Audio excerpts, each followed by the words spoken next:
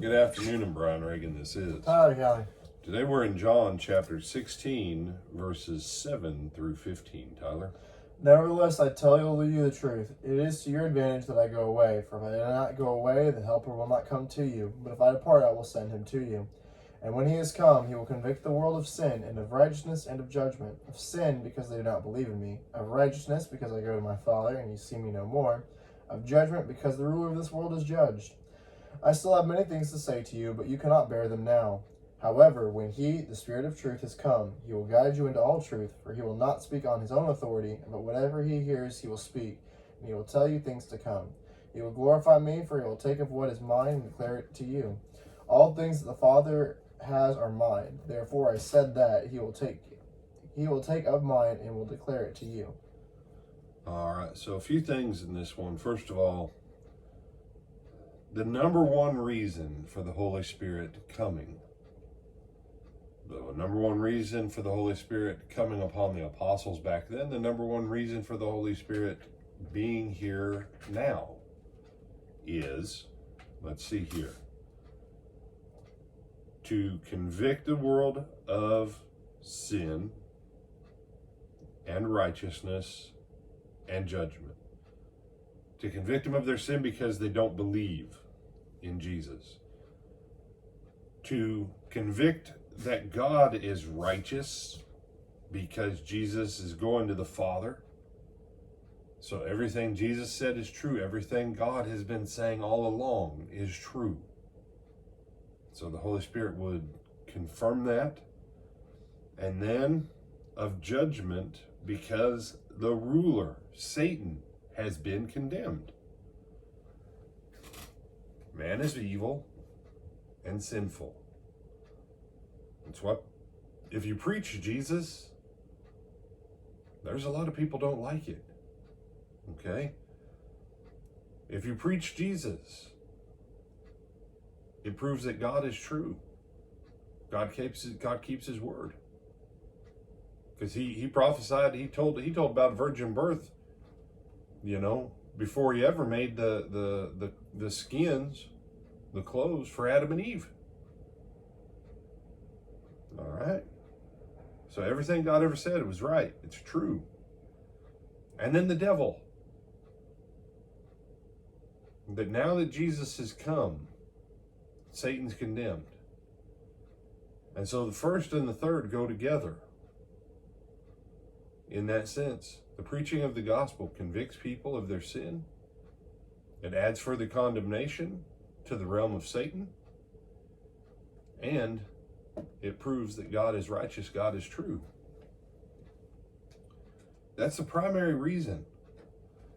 Anything else that you or I would ever try and put in front of those three things, which are really just one thing, but under three applications or aspects,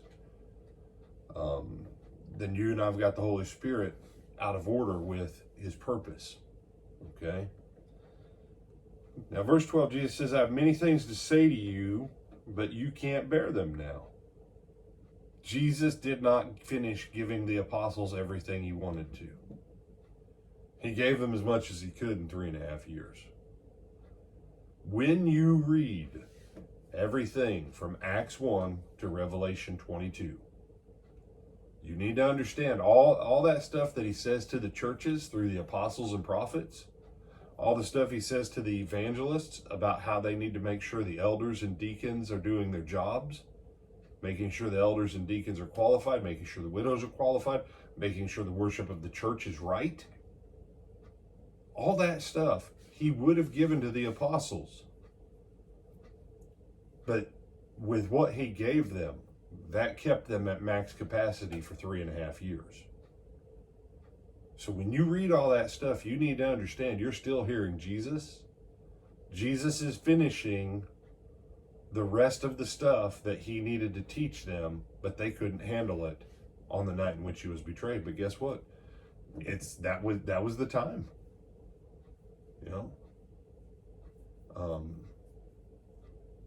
Because I know you do a lot of cooking, Tyler. By which I mean, generally you bring stuff to our house and my wife cooks for both of us. Bingo. But this much I know. Does it matter in the slightest? If you've got 10 people knocking on your door, and you've got something cooking in the oven, we'll say it's a Totino's pizza. Can it wait another 10 minutes after it's time for it to be done? No. No. Jesus couldn't have waited another year before he went to the cross.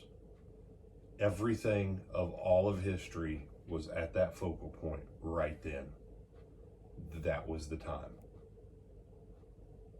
And so he had to give them what he gave them, and he gave them this promise: the Spirit of truth will speak, and he will finish off what I'm out of time for.